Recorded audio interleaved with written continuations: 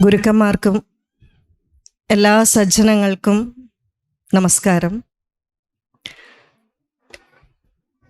ഈ ഒരു ദശാവതാര സത്രവേദിയിൽ പ്രഭാഷണത്തിനായി എനിക്ക് തന്നിരിക്കുന്ന വിഷയം വാമനാവതാരം എന്നുള്ളതാണ്.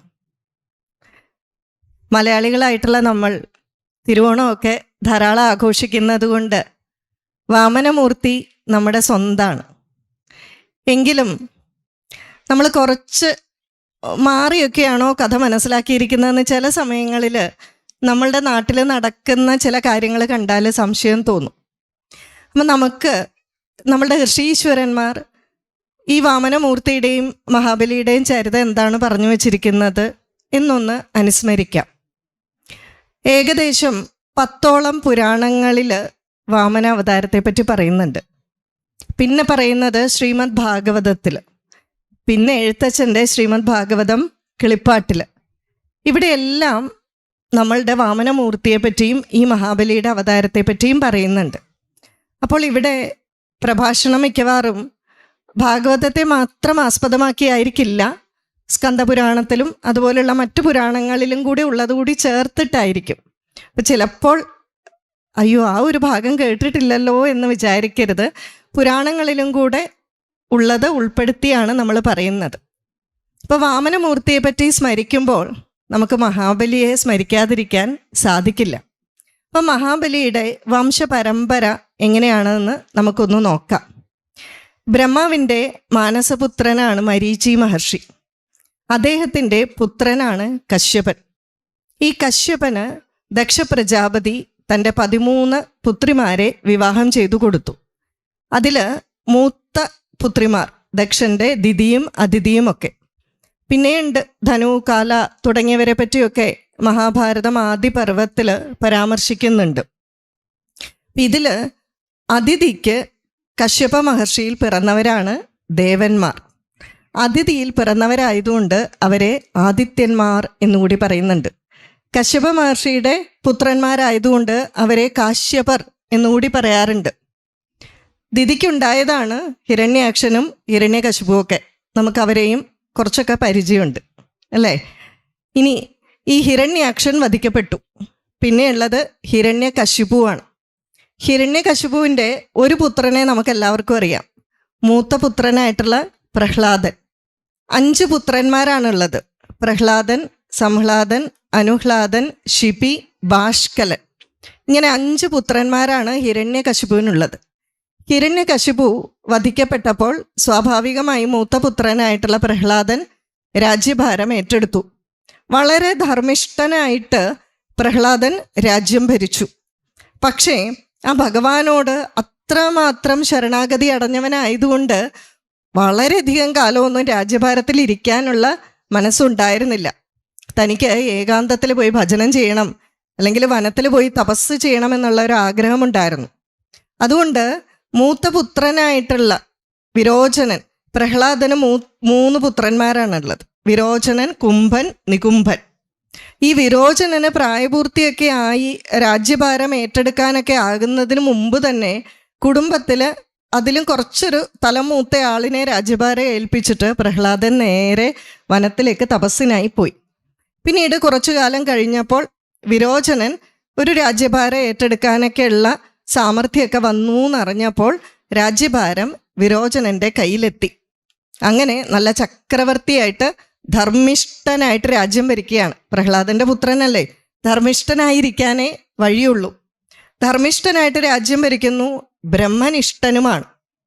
ഈ വിരോചനന് ഒരേ ഒരു പുത്രൻ, അതാണ് ഇന്ദ്രസേനൻ. നമ്മൾ സാധാരണ മഹാബലി എന്ന് പറയുന്ന ആളാണ് ഇന്ദ്രസേനൻ. ഇതാണ് അദ്ദേഹത്തിൻ്റെ ശരിയായിട്ടുള്ള പേര്. പിന്നീട് ആ 3 അടിയൊക്കെ അളന്നെടുത്ത് കഴിയുമ്പോൾ കിട്ടുന്ന പേരാണ് മഹാബലി എന്നുള്ളത്. അപ്പോൾ ഇവിടെ ആ വളരെ നല്ല രീതിയിൽ രാജ്യമൊക്കെ ഭരിച്ചുകൊണ്ടിരിക്കുമ്പോൾ തോന്നി, എന്നാൽ രാജ്യം വിട്ട് തനിക്കും കാട്ടിലേക്ക് തപസ്സിനായിട്ട് പോകണം എന്ന് തോന്നി. അപ്പോൾ പിന്നെ ആരെ ഏൽപ്പിക്കണം? തൻ്റെ പുത്രനായിട്ടുള്ള ഇന്ദ്രസേനനെ രാജ്യം അങ്ങ് ഏൽപ്പിച്ചേക്കാം, താനും കാട്ടിലേക്ക് തപസ്സിനായിട്ട് പോയേക്കാമെന്ന് വിചാരിച്ചു. അങ്ങനെ ഓരോരുത്തരായിട്ട് തപസ്സിനായിട്ട് പോവുകയാണ്. എന്താണെങ്കിലും ഇന്ദ്രസേനൻ്റെ കയ്യിൽ രാജ്യം കിട്ടി. ഇന്ദ്രസേനനും നല്ല ധർമ്മിഷ്ഠനാണ്. വളരെ ചെറുപ്പത്തിൽ തന്നെ അച്ഛൻ്റെ കയ്യിൽ നിന്ന് ബ്രഹ്മജ്ഞാനം, ആ ഒരു അറിവ് ലഭിച്ചിട്ടുണ്ട്. പിന്നീട് ഗുരുവായിട്ടുള്ള ശുക്രാചാര്യരുടെ കയ്യിൽ നിന്നും ആ ഒരു ജ്ഞാനം ലഭിച്ചിട്ടുണ്ട്. പക്ഷെ ഈ ബ്രഹ്മജ്ഞാനം എന്നുള്ള സംഗതി എല്ലാ കാലവും നിലനിൽക്കണമെന്നില്ല.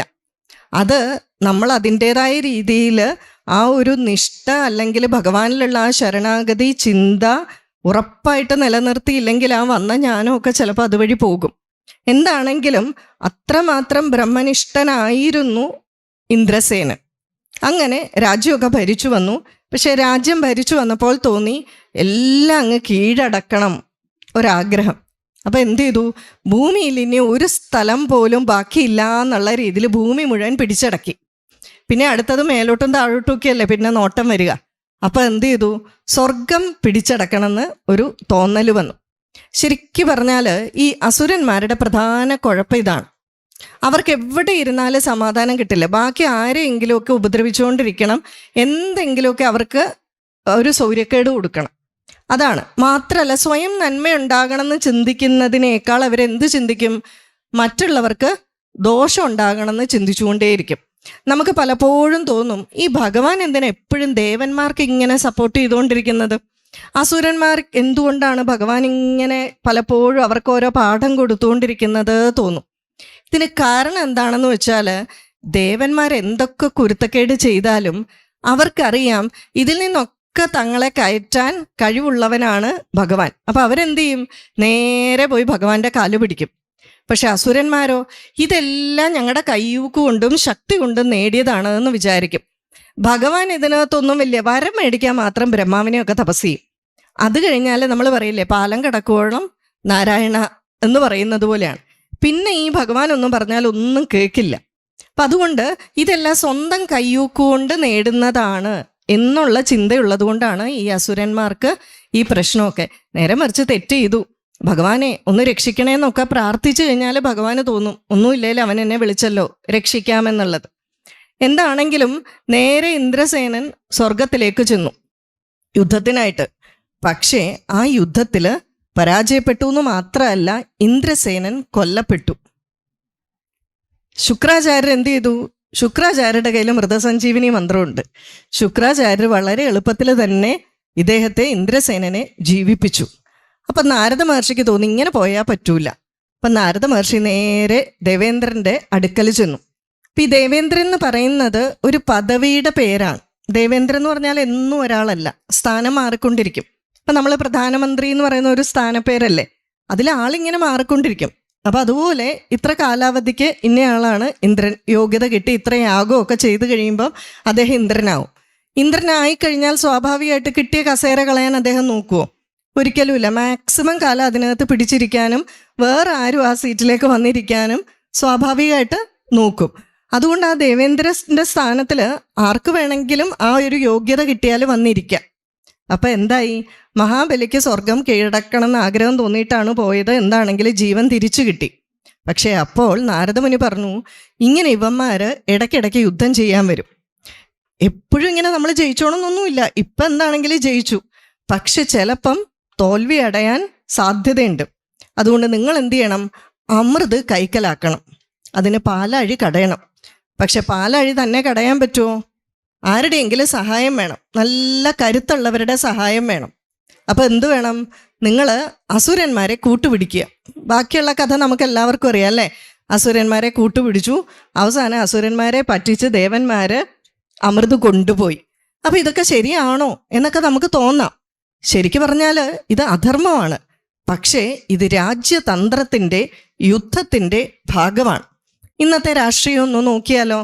സാധാരണ വളരെ വലിയ പൊളിറ്റിക്കൽ ഗുരൂസ് പറയും, there is no permanent enemy or friend in politics.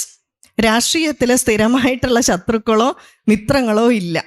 അതായത് ആ സമയത്തെ സാഹചര്യം അനുസരിച്ച് ചിലപ്പോൾ ശത്രുവിനോട് പോലും ചില കൂട്ടുകെട്ടൊക്കെ നടത്തേണ്ടി വരും. ചില അലയൻസ് ബന്ധങ്ങൾ ഒക്കെ പാർട്ടിയിലൊക്കെ കണ്ടിട്ടില്ലേ? അങ്ങനെയൊക്കെ നടത്തേണ്ടി വരും. അത് രാഷ്ട്രതന്ത്രമാണ്, രാഷ്ട്രീയമാണ്, അതൊക്കെ സ്വാഭാവികമാണ്. അപ്പം എന്ത് ചെയ്തു? അതും ഒരു യുദ്ധതന്ത്രമാണ് ദേവന്മാരുടെ. പക്ഷെ അസുരന്മാർ അതിൽ വീണുപോയി. അതുകൊണ്ട് നമുക്ക് കുറ്റം പറയാൻ പറ്റില്ല. പക്ഷെ എന്താണെങ്കിൽ അതിലൊരു അധർമ്മമുണ്ട്. ആ അധർമ്മം ചെയ്തതുകൊണ്ട് ദേവന്മാർ അനുഭവിക്കണം, തിരിച്ച് അസുരന്മാർ ചെയ്താൽ അവരും അനുഭവിക്കണം. പക്ഷേ ഈ ദേവന്മാർ പറ്റിച്ചതോടുകൂടി അസുരന്മാർക്ക് വളരെ വലിയ വിഷമമായി. എന്താണ് പറ്റിക്കപ്പെടുക എന്ന് പറഞ്ഞാലേ, ഇപ്പം നമ്മളാണെങ്കിൽ നമ്മളോട് ആരെങ്കിലും കാശ് ചോദിച്ചു, നമ്മൾ കൊടുത്തു, കുഴപ്പമില്ല. പക്ഷെ നമ്മളെ ആരെങ്കിലും പറ്റിച്ചുകൊണ്ട് പോയാലോ, നമുക്ക് വളരെ മനസ്സിന് വിഷമാണ്. അപ്പം അതുപോലെ തന്നെ പറ്റിച്ചിട്ട് പോയതോടുകൂടി ഇന്ദ്രസേനന് വളരെ വിഷമമായി. ദേവന്മാരോ അമൃതൊക്കെ കിട്ടി നല്ല സുഖലോലുപരായിട്ട് മത്തന്മാരായിട്ടിരിക്കുകയാണ്. ഉടനെ ഒരു ആക്രമണം ഒന്നും പ്രതീക്ഷിച്ചില്ല. ആ സമയത്ത് ഇന്ദ്രസേനൻ എന്ത് ചെയ്തു? ഗുരു ശുക്രാചാര്യരുടെ ഉപദേശപ്രകാരം ചില യാഗങ്ങൾ ചെയ്തു, ശക്തി ഉണ്ടാക്കുന്നതിനായിട്ട്. അവസാനം ആ യാഗത്തിൽ നിന്ന് വളരെ വിശേഷപ്പെട്ട യുദ്ധസാമഗ്രികൾ വന്നു. നല്ല സ്വർണ്ണപ്പട്ട കിട്ടിയ രഥം, അതോടൊപ്പം ഇന്ദ്രന്റെ കുതിരകൾക്ക് പറയുന്ന പേര് ഹരി എന്നാണ്, പച്ച കുതിരകളാണെന്നാണ് പറയുക. അപ്പൊ അതിന് സമാനമായിട്ടുള്ള കുതിരകൾ വന്നു. സിംഹത്തിന്റെ കൊടിയടയാളം ഉള്ള നല്ല കൊടി, അതുപോലെ സ്വർണം കെട്ടിയ നല്ല വില്ല്, അമ്പൊടുങ്ങാത്ത ആവനാഴി, ഇങ്ങനെയുള്ള യുദ്ധോപകരണങ്ങളൊക്കെ ഈ ഒരു യാഗം കഴിഞ്ഞപ്പോൾ കിട്ടി. മുത്തച്ഛനായിട്ടുള്ള പ്രഹ്ലാദൻ ഒരിക്കലും വാടാത്ത പൂവണ്ണുണ്ടാക്കിയ ഒരു മാല കൊടുത്തു. ശുക്രാചാര്യരോ വളരെ വിശിഷ്ടമായിട്ടുള്ള ഒരു ശംഖു കൊടുത്തു. അങ്ങനെ ഒരുമാതിരി യുദ്ധത്തിനുള്ള കോപ്പെല്ലാം കൂട്ടി. അങ്ങനെ എന്ത് ചെയ്തു? ഈ ഇന്ദ്രസേനന്റെ നേതൃത്വത്തിൽ സ്വർഗം ആക്രമിക്കാനായിട്ട് പുറപ്പെട്ടു. അവിടെ ശ്രീമദ് ഭാഗവതത്തിലൊക്കെ ആ സ്വർഗം തന്നെ 10-11 ശ്ലോകങ്ങളിൽ വളരെ മനോഹരമായിട്ട് വർണ്ണിക്കുന്നുണ്ട്. രാജധാനി, ധാനി എന്ന് പറഞ്ഞാൽ ആസ്ഥാനം. അപ്പൊ രാജധാനി എന്ന് പറഞ്ഞാൽ രാജാവിൻ്റെ ആസ്ഥാനം, ദേവധാനി എന്ന് പറഞ്ഞാൽ ദേവന്മാരുടെ ആസ്ഥാനം. അപ്പൊ അങ്ങനെയുള്ള ആ അമരാവതിയിലേക്ക് ഈ ഇന്ദ്രസേനൻ പോവുകയാണ്. ദേവന്മാരോ അവർ പെട്ടെന്ന് ഇങ്ങനെ ഒരു ആക്രമണമൊന്നും പ്രതീക്ഷിച്ചില്ല. അതുകൊണ്ട് തന്നെ അവർ വളരെ സുഖലോലുപരായിട്ടിരിക്കുന്ന സമയത്താണ് ഈ ആക്രമണം. അതുകൊണ്ട് തന്നെ ഇന്ദ്രസേനന് ദേവന്മാരെ തോൽപ്പിക്കാൻ യാതൊരു ബുദ്ധിമുട്ടും ഇല്ലായിരുന്നു.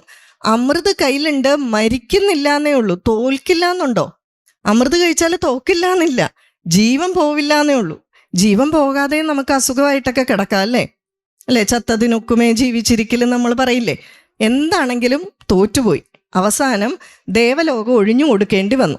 ഈ ദേവന്മാരൊക്കെ ഇനി എവിടെ പോയി ഇരുന്നാലും ഇന്ദ്രസേനൻ പിടിക്കും. അപ്പം അതുകൊണ്ട് സ്കന്ദപുരാണത്തിൽ പറയുന്നു, കുറേ രൂപങ്ങൾ എടുത്ത് ഇവർ സ്ഥലം വിട്ടു. ഇന്ദ്രൻ മയിലിൻ്റെ രൂപം എടുത്ത് സ്ഥലം വിട്ടു, ധർമ്മദേവൻ കാക്കയുടെ രൂപമെടുത്തു, അതുപോലെ കുബേരൻ കീരിയുടെ രൂപം എടുത്തു, പരമേശ്വരൻ തവളയുടെ രൂപം. ഇങ്ങനെയൊക്കെ എടുത്തിട്ട് എവിടെ പോയിരുന്നു? കശ്യപ മുനിയുടെ ആശ്രമത്തിൻ്റെ പരിസരത്ത് ജീവിക്കുകയാണ്. നമ്മൾ മറ്റേ ഒളിവിലൊക്കെ കഴിയാന്ന് പറയില്ലേ, പഞ്ചപാണ്ഡവരൊക്കെ ഇരുന്നത് പോലെ ഈ അസുരന്മാരുടെ ശല്യം വരാതിരിക്കാൻ വേണ്ടി അവിടെ ഇങ്ങനെ കഴിയുകയാണ്. ഈ വിവരമൊക്കെ അതിഥിയെ അറിയിച്ചു, അതിഥിയിലെ അമ്മയെയും അറിയിച്ചു. അപ്പം മഹാവിഷ്ണു പറഞ്ഞു, ഒന്നും വിഷമിക്കണ്ട. ദേവന്മാർ ചോദിച്ചു, എന്നാലും ഞങ്ങളുടെ ഒരു അവസ്ഥ നോക്കി, ഞങ്ങളിങ്ങനെ ദേവലോകത്തിരിക്കേണ്ടതിന് പകരം ഇങ്ങനെ കഷ്ടപ്പെട്ടിരിക്കുകയല്ലേ. അപ്പം പറഞ്ഞു, ഒന്നും കൊണ്ട് വിഷമിക്കണ്ട. അപ്പം ഈ ദേവന്മാർ ചോദിച്ചു, എന്തുകൊണ്ടാണ് ഈ ഇന്ദ്രസേനൻ ഇത്ര ഐശ്വര്യം? അപ്പം പറഞ്ഞു, ഗുരുവിൻ്റെ അനുഗ്രഹം ഉള്ളത് കൊണ്ടാണ്, ശുക്രാചാര്യരുടെ അനുഗ്രഹം ഉള്ളത് കൊണ്ടാണ്. ഒന്നും കൊണ്ടും വിഷമിക്കണ്ട, ആ ശുക്രാചാര്യ കാരണം തന്നെ ഇതെല്ലാം പൊയ്ക്കോളും. അതിൻ്റെ അർത്ഥം എന്താ? ഒരു ശാപം ഓൺ ദ വേ, അല്ലേ, വരാൻ പോകുന്നുണ്ട്, ഡ്യൂ ആണ് എന്ന് ഒരു സൂചന തരികയാണ്. ശുക്രാചാര്യരുടെ തന്നെ ശാപം കൊണ്ട് ഈ ഇന്ദ്രസേനന് ഈ ഐശ്വര്യം എല്ലാം നഷ്ടപ്പെടും എന്ന് ഒന്ന് സൂചിപ്പിക്കുകയാണ്. എന്താണെങ്കിലും ഇന്ദ്രലോകമൊക്കെ കീഴടക്കി അവിടെ സുഖമായിട്ട് വാഴാൻ തുടങ്ങി. പക്ഷെ എന്താണ്, ഇനിയും തനിക്ക് ധാരാളം കാര്യങ്ങൾ ചെയ്യണം. അപ്പോൾ ഗുരുക്കന്മാർ ഉപദേശിച്ചു കൊടുത്തു, അശ്വമേധയാഗങ്ങൾ ചെയ്യുക. അങ്ങനെ ധാരാളം അശ്വമേധയാഗങ്ങൾ ചെയ്യാൻ തുടങ്ങി. 100 അശ്വമേധയാഗം നടത്തിയെന്നാണ് പറയുന്നത്. പക്ഷെ അതേസമയം അതിഥി ഇവിടെ വിഷമത്തിലാണ്. തൻ്റെ മക്കളുടെ അവസ്ഥ ഈ ഒരു രീതിയിലാണ്, വളരെ കഷ്ടപ്പാടാണല്ലോ എന്നൊക്കെ പറയുകയാണ്. അപ്പോൾ എന്ത് ചെയ്തു? തൻ്റെ ഭർത്താവിനോട്, നമുക്ക് വിഷമം വന്നാൽ ആരോട് പറയും? നമ്മൾ ഓടിപ്പോയി ഭർത്താവിനോട് പറയും. ഭർത്താവ് സമാധിയിലാണ്, തപസ്സിനായിട്ട് പോയിരിക്കുക. പിന്നെ ഇന്ന് എന്ത് ചെയ്യും? കുറേ കാലം ആ കശ്യപൻ വരുന്നത് നോക്കിയിരുന്നു. അങ്ങനെ ഒരിക്കലും തപസ്സൊക്കെ കഴിഞ്ഞ് 10-13 ഭാര്യമാരില്ലേ, ഒരു ദിവസം അതിഥിയുടെ ഗൃഹത്തിലെത്തി. അതിഥിയുടെ ഗൃഹത്തിലെത്തിയപ്പോൾ അതിഥി ഒത്തിരി ദുഃഖത്തിൽ പറഞ്ഞു, നമ്മുടെ പുത്രന്മാരുടെ അവസ്ഥ ഇങ്ങനെയാണ് അല്ലേ. മറ്റേതാരാ? തൻ്റെ മറ്റേ സപത്നിയാണ്, ദിതിയുടെ വംശത്തിൽ പെട്ടവരാണ്. അപ്പം അതിൻ്റെ ഒരു വിഷമവും കൂടെ ഉണ്ട്. അവർ ഐശ്വര്യമായിട്ടിരിക്കുന്ന തൻ്റെ മക്കളൊക്കെ ഇങ്ങനെ വഴിയാധാരമായിട്ട് നടക്കുകയല്ലേ. അപ്പം അതിൻ്റെ ഒരു വിഷമമുണ്ട് നല്ലതുപോലെ. അപ്പം ഇങ്ങനെയൊക്കെ പറഞ്ഞപ്പോൾ കശ്യപ മഹർഷി പറഞ്ഞു, കുറച്ചൊരു ആത്മജ്ഞാനം കൊടുത്തു നോക്കാമെന്ന് വിചാരിച്ചു അതിഥിക്ക്. അപ്പം അതിഥിയോട് പറഞ്ഞു, ഈ മക്കളെന്നും അല്ലെങ്കിൽ ഇങ്ങനത്തെ ഇതൊക്കെ എന്നൊക്കെ പറയുന്നത് വെറും മായയാണ്. ഈ ലോകത്തിൽ സുഖവും ദുഃഖവും എന്നൊക്കെ പറയുന്നത് ആപേക്ഷികമാണ്. നമുക്ക് ശരിക്കും വേണ്ടത് എന്താണ്? ആ ആത്മജ്ഞാനം, ആത്മജ്യോതി, ഇതൊക്കെയാണ് വേണ്ടത് എന്നൊക്കെ പറഞ്ഞു. എവിടെ? അതിഥിയുടെ ചെവിയിലേക്ക് ഇതൊന്നും പോകുന്നില്ല. പിന്നെ പറയാനുള്ളത് പറഞ്ഞു എന്നുള്ളതിന് കശ്യപ മഹർഷിക്ക് ഒരു സമാധാനം അല്ലേ. നമ്മളാണെങ്കിലും അങ്ങനെ പറയത്തില്ലേ, ഞാൻ പറയാനുള്ളത് പറഞ്ഞു, കേട്ടില്ല പിന്നെ നമുക്ക് എന്ത് ചെയ്യാൻ പറ്റും? നമ്മളും ഇങ്ങനെ വിചാരിക്കും. ബുദ്ധിയുള്ളവരാണെങ്കിൽ മനസ്സിലാക്കിയെടുക്കും. അപ്പോൾ വിചാരിച്ചു, എന്നാൽ പിന്നെ ഒരു വഴി പറഞ്ഞു കൊടുക്കാം. അപ്പം അതിഥി, ഞാൻ നിനക്കൊരു വ്രതം പറഞ്ഞു തരാം. ഈ വ്രതം എനിക്ക് സന്താനലബ്ധി ഉണ്ടാകുന്നതിന് വേണ്ടി ബ്രഹ്മദേവൻ ഉപദേശിച്ചു തന്നതാണ്. പയോവ്രതം എന്നാണ് ഈ വ്രതത്തിൻ്റെ പേര്. വളരെ വിശദമായിട്ട് ഈ വ്രതം അനുഷ്ഠിക്കേണ്ട വിധമൊക്കെ പറഞ്ഞു കൊടുക്കുന്നുണ്ട്. പാല് മാത്രമേ ഭക്ഷിക്കാവൂ. 12 ദിവസം വേണം ഇത് ചെയ്യാൻ. ഒരു പുരോഹിതൻ വേണം. രാവിലെ തൊട്ട് വൈകുന്നേരം വരെ ചെയ്യേണ്ട കാര്യങ്ങൾ മുഴുവൻ ഇതിനകത്ത് പറഞ്ഞു കൊടുക്കുന്നുണ്ട്. വളരെ ശ്രദ്ധയോടുകൂടി ഈ ഒരു വ്രതം അനുഷ്ഠിക്കുക, നിന്റെ മക്കള് രക്ഷപ്പെടും. ഭഗവാൻ ശ്രീ സത്യസായി ബാബ പറയും, എന്ത് പ്രവൃത്തി നമ്മൾ ചെയ്താലും അത് നമ്മുടെ അക്കൗണ്ടിലാണ് വീഴുക. നമ്മൾ ആഹാരം കഴിച്ചാൽ ആരുടെ വിശപ്പ് മാറുക? നമ്മുടെ വിശപ്പ് മാറും, വേറെ ആരുടെയും മാറില്ല അല്ലേ. അതുപോലെ നമ്മുടെ ഈ ജന്മത്തിലെ ഭർത്താവും ഈ ജന്മത്തിലെ മക്കളും ഈ ജന്മത്തിലെ അമ്മയൊക്കെയാണ് നമ്മുടെ കൂടെയുള്ളത്. അപ്പം അതുകൊണ്ട് തന്നെ നമ്മൾ എന്ത് ചെയ്താലും കഴിഞ്ഞ കുറേ ജന്മങ്ങളിലല്ലേ വരിക. നമുക്കൊറ്റ അക്കൗണ്ടാണ്. എല്ലാ ജന്മങ്ങളിലും ഇതിങ്ങനെ പൊക്കോണ്ടിരിക്കും. കുറേ പാപം അക്കൗണ്ടിലോട്ട് വീഴും, കുറേ പുണ്യം അക്കൗണ്ടിലോട്ട് വീഴും. അത് ഓരോ ജന്മങ്ങളിലും കണ്ടിന്യൂവേഷനാണ്. നമ്മൾ ഫിനാൻഷ്യൽ ഇയർ കഴിയുമ്പോൾ ക്യാരി ഓവർ ചെയ്യത്തില്ല. അടുത്ത വർഷം ഓപ്പണിംഗ് ബാലൻസ് തുടങ്ങുന്ന പോലെയാണ്. വീണ്ടും അടുത്ത ജന്മമാകുമ്പം ഇതെല്ലാം അങ്ങോട്ട് ക്യാരി ഓവർ ചെയ്തു. എന്തെല്ലാം കുരുത്തക്കേട് ചെയ്തിട്ടുണ്ടോ അതെല്ലാം അപ്പുറത്തോട്ട് വരും. നല്ലത് ചെയ്തിട്ടുണ്ടെങ്കിൽ അതും വരും. അതിനനുസരിച്ചാണ് നമ്മുടെ ഈ ജന്മം. അതായത് അർജുനൻ ഭഗവത്ഗീതയിൽ ചോദിക്കുന്നുണ്ട്, അല്ല ഭഗവാനെ, എൻ്റെ അടുത്ത ജന്മം എങ്ങനെയായിരിക്കും? ഈ ജന്മം ചെയ്ത എല്ലാം ഇവിടം കൊണ്ട് തീർന്നു പോവുമോ? അടുത്ത ജന്മം ഞാൻ ഒന്നേ തൊട്ടെല്ലാം തുടങ്ങണോ? അപ്പോൾ പറയണം, അങ്ങനെയല്ല അർജുന, ഈ ജന്മത്തിൽ നീ എന്തെല്ലാം ചെയ്തു വെച്ചിട്ടുണ്ടോ അതിനനുസരിച്ചായിരിക്കും നിനക്ക് അടുത്ത ജന്മം. അടുത്ത ജന്മം നീ ജനിക്കുമ്പോൾ നിന്റെ കഴുത്തിൽ അദൃശ്യമായിട്ടുള്ള ഒരു മാലയുണ്ട്. ഈ മാലയ്ക്ക് ഏതാണോ മണം അത് നിന്റെ കയ്യിലിരിപ്പനുസരിച്ചാണ്. ആ മാലയ്ക്ക് സുഗന്ധമാണെങ്കിൽ കഴിഞ്ഞ ജന്മത്തിൽ നീ കുറേ നല്ല കാര്യങ്ങൾ ചെയ്തിട്ടുണ്ട്. ആ മാലയ്ക്ക് സുഗന്ധമാണെങ്കിൽ അതിൻ്റെ അർത്ഥം എന്താ? നമ്മൾ കുറേ നല്ല കാര്യങ്ങളൊക്കെ കഴിഞ്ഞ ജന്മങ്ങളിൽ ചെയ്തിട്ടുണ്ട്. ദുർഗന്ധമാണെങ്കിലോ ഈ ജന്മം നല്ല കഷ്ടപ്പാടായിരിക്കും. കഴിഞ്ഞ ജന്മത്തിൽ എന്തൊക്കെയോ ഒക്കെ കുരുത്തക്കേട് കാണിച്ചു വെച്ചിട്ടുണ്ട്. അപ്പം ഇതിനനുസരിച്ചായിരിക്കും നമ്മളുടെ കാര്യങ്ങൾ പോവുക. അതുകൊണ്ടാണ് ചിദാനന്ദപുരി സ്വാമിജി പറയും, നമ്മളെപ്പോഴും വീടിൻ്റെ മുൻപിൽ ഗുരുവായൂരപ്പൻ എൻ്റെ വീടിൻ്റെ ഐശ്വര്യം, ചക്കുളത്തുകാവിലമ്മ എൻ്റെ വീടിൻ്റെ ഐശ്വര്യം എന്നൊക്കെ എഴുതും. സ്വാമി പറഞ്ഞു, ഇങ്ങനെ ഒന്നുമല്ല എഴുതേണ്ടത്. എന്താ എഴുതണ്ടേ? എൻ്റെ കയ്യിലിരിപ്പ് എൻ്റെ വീടിൻ്റെ ഐശ്വര്യം. നമ്മുടെ കയ്യിലിരിപ്പ് അനുസരിച്ചല്ലേ നമുക്ക് ഓരോന്ന് വരുന്നു പെടുക. എന്ത് വന്നാലും അത് നമ്മുടെ കയ്യിലിരിപ്പ് അനുസരിച്ചാണ്. അപ്പം അർജുനോട് പറയാണ്, കഴിഞ്ഞ ജന്മത്തിൽ അർജുന നീ കുറേ നല്ല കാര്യങ്ങൾ ചെയ്തിട്ടുണ്ടെങ്കിൽ അടുത്ത ജന്മം ഭഗവത് ഭജനം ചെയ്യാനൊക്കെ സാധിക്കുന്ന ഒരു ഗൃഹത്തിൽ ഒരു സ്ത്രീയുടെ ഗർഭത്തിൽ പോയി സ്ഥാനം പിടിക്കും. അപ്പം നമുക്കിവിടെയൊക്കെ വന്നിരിക്കാൻ സാധിക്കുന്നുണ്ടെങ്കിൽ അത് എന്തുകൊണ്ടാ? എന്തൊക്കെയോ ചെയ്തിട്ടുണ്ട് നല്ല കാര്യങ്ങൾ. ഇല്ലെങ്കിൽ ക്ഷേത്രം എന്ന് പറയുന്ന ഭൂമിയിൽ കാലുകുത്താൻ പറ്റില്ല, നാരായണ എന്നുള്ള വാക്ക് കേൾക്കാൻ നമുക്ക് സാധിക്കില്ല. അപ്പോൾ പൂർവ്വജന്മത്തിൽ ചെയ്തത് കൊണ്ടാണ്. പക്ഷെ നമ്മളെ കളിയാക്കുന്ന ഒത്തിരി പേരില്ലേ? എപ്പം നോക്കിയാലും അമ്പലം നിരങ്ങി, അമ്പലവാസി അല്ലേ? ഈ പറയുന്നവരൊക്കെ കുറേ ജന്മമൊക്കെ കഴിയുമ്പോൾ ഇതുപോലെ വന്നിരിക്കും ഇവിടെ. കാരണം ഈ റൂട്ടിൽ കൂടെ അല്ലാതെ പോകാൻ പറ്റില്ല. നമ്മൾ പക്ഷെ അവരെ പരിഹസിക്കണ്ട. ഭഗവത് കൃപ കൊണ്ട് നമ്മൾ തെരഞ്ഞെടുക്കപ്പെട്ടു. പക്ഷെ ഇത് നമ്മളുടെ കേമത്തരം കൊണ്ടാന്ന് വിചാരിക്കരുത്. ഭാഗവത്തിലെ രാസക്രീഡയിൽ പറയുന്നുണ്ട്, രാസക്രീഡയ്ക്ക് മുമ്പായിട്ട് ഭഗവാൻ എല്ലാ ഗോപികമാരുടെ കൂടെ ഇരിക്കുന്നുണ്ട്. അപ്പോൾ ഗോപികമാർക്ക് കുറേ നേരം കഴിഞ്ഞപ്പോൾ തോന്നി, ഓ കൃഷ്ണൻ എന്നോടാ ഇഷ്ടം. ഓരോ ഗോപികമാർക്കും തോന്നി. സൂക്ഷ്മമായിട്ട് അവരുടെ മനസ്സിൽ അഹങ്കാരം വന്നപ്പം ഭഗവാൻ എല്ലാവരെയും ഇട്ടിട്ട് അഹങ്കാരം തോന്നാത്ത ഒറ്റ ഗോപിയുടെ കൂടെ സ്ഥലം വിട്ടു. അത് രാധാദേവിയാണെന്നാണ് പറയുന്നത്. കുറേ കഴിഞ്ഞപ്പോൾ രാധാദേവിയോടുകൂടി ഭഗവാൻ നിറയെ സമയമൊക്കെ ചെലവഴിച്ചു. രാധാദേവിയുടെ തലയിൽ പൂക്കളും മാലകളൊക്കെ വെച്ചു കൊടുത്തു, സന്തോഷിപ്പിച്ചുകൊണ്ടിരുന്നപ്പം രാധാദേവിക്ക് ചെറിയൊരു അഹങ്കാരം.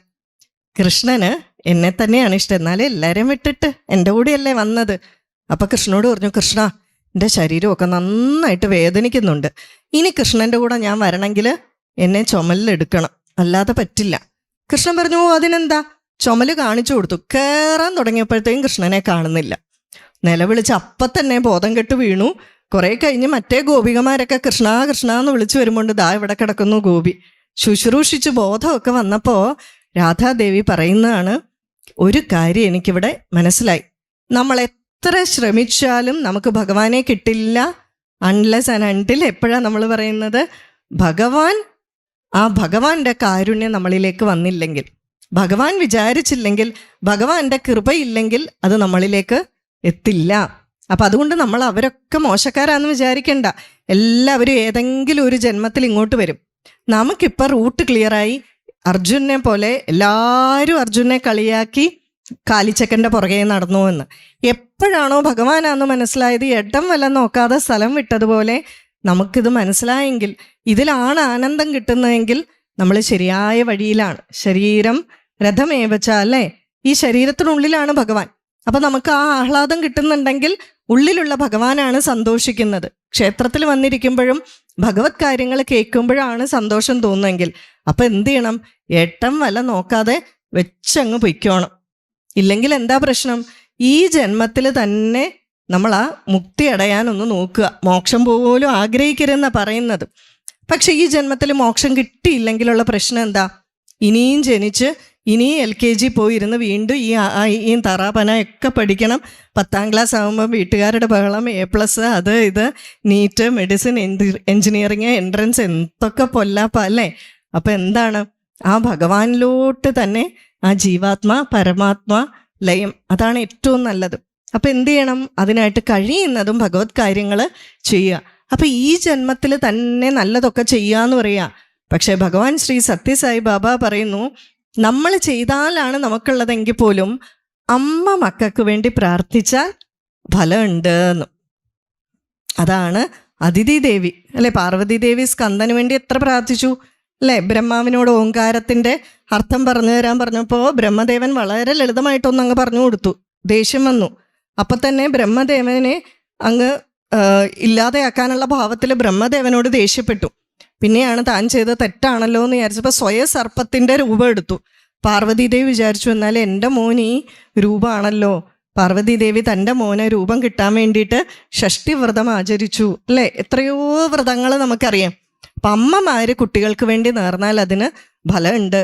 നമ്മൾ ശരിക്കും ഈ ഭാഗം പഠിച്ചു വരുമ്പോൾ ഇങ്ങനെ കഥ കേട്ടങ്ങ് പോയാൽ പോരാ. അതിൻ്റെ ഓരോ വരിക്കിടയിൽ നിന്നും ഈ കഥയൊക്കെ വാമനാവതാരം ഇവിടെ ഇരിക്കുന്ന എല്ലാവർക്കും അറിയാം, അല്ലേ? പക്ഷെ അതിനുള്ളിൽ നിന്ന് ആചാര്യന്മാർ എന്ത് തത്വമാണോ നമ്മളോട് പറയാൻ ഉദ്ദേശിച്ചിരിക്കുന്നത് അത് പിടിച്ചെടുക്കണം. അപ്പം ഇവിടെ പറയുന്നു, മക്കൾക്ക് വേണ്ടി അതിഥി ആ വ്രതം അനുഷ്ഠിച്ചു. ആ വ്രതത്തിൻ്റെ പരിപൂർണമായിട്ടുള്ള അവസ്ഥയിൽ ഭഗവാൻ അതിഥി ദേവിയുടെ മുന്നിൽ കോടി സൂര്യ സമപ്രഭനായിട്ട് പ്രത്യക്ഷപ്പെട്ടു. അതിദേവി ദേവിക്ക് എന്താ പറയേണ്ടതെന്ന് അറിയില്ല, അത്ര സന്തോഷം. വേഗം ഭഗവാനെ നമസ്കരിച്ചു. ആ കണ്ണിൽ നിന്ന് അശ്രുക്കൾ ഇങ്ങനെ ധാരധാരയായിട്ട് ഒഴുകാണ്. തൊണ്ടയിലൊക്കെ വെള്ളം വറ്റി. എന്താ പറയേണ്ടതെന്ന് അറിയില്ല, ഒന്നും പറയാൻ നാവ് പൊന്തുന്നില്ല. പിന്നെ ഒരു തരത്തിൽ ശക്തി സംഭരിച്ച് ആ അതിഥി ദേവി ഭഗവാനെ സ്തുതിക്കുകയാണ്. വളരെ മനോഹരമായിട്ടുള്ള അതിഥി ദേവിയുടെ സ്തുതി. ആ സ്തുതിയെല്ലാം കഴിഞ്ഞപ്പോൾ ഭഗവാൻ ചോദിച്ചു, അതിഥി എന്താ വേണ്ടത് ചോദിച്ചു. അപ്പം പറഞ്ഞു, എൻ്റെ മക്കൾ ഇങ്ങനെ വലിയ കഷ്ടപ്പാടിലാണ്, അവരുടെ ഈ പ്രശ്നങ്ങളിൽ നിന്ന് എല്ലാവരെയും ഒന്ന് കരകയറ്റി തരണം. അപ്പം പറഞ്ഞു, ഞാൻ തന്നെ നിൻ്റെ കുടുംബത്തിൽ ഭഗവാനായിട്ട്, അല്ലെങ്കിൽ ഭഗവാൻ അവതാരമെടുക്കും, പുത്രനായിട്ട് ഞാൻ തന്നെ അവതാരമെടുക്കും. ഇതിൽ പരം വല്ല ഭാഗ്യമുണ്ടോ? അതോടുകൂടി എല്ലാ പ്രശ്നങ്ങളും അവസാനിക്കുന്ന അതിഥിക്ക് മനസ്സിലായി. ഇതേ സമയം ഇന്ദ്രസേനൻ എന്ത് ചെയ്യാണ്? യാഗങ്ങൾ ചെയ്തുകൊണ്ടേയിരിക്കുകയാണ്. ഇങ്ങനെ അശ്വമേധ യാഗങ്ങൾ ഇങ്ങനെ ചെയ്യുകയാണ്. അവസാനം ആചാര്യന്മാർ പറഞ്ഞു, വിശ്വജിത്ത് എന്ന് പറയുന്ന ഒരു യാഗം ചെയ്യുക.